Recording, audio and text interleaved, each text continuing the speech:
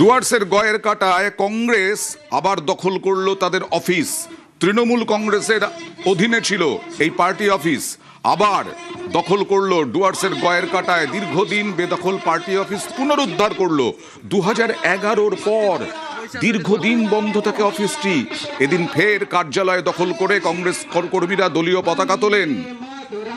কিভাবে সম্ভব হলো, কথা বলবো প্রতিনিধি রকির সঙ্গে। রকি, দেখো 2011 সালে পালাবদলের পরে কিন্তু গয়েরকাটা পানাঘাটে অন্তর্গত যে গয়েরকাটা রয়েছে সেখানে কংগ্রেসের যে পার্টি অফিস ছিল সেটি তৃণমূল দখল করে নেয়, এমনটা কিন্তু অভিযোগ ওঠে। প্রায় দীর্ঘদিন ধরে সেখানে তৃণমূল পার্টি অফিস চললেও এই যে বিধানসভা পরেও কিন্তু সেখানে কংগ্রেস চেষ্টা করলেও সেটি উদ্ধার করতে পারেনি।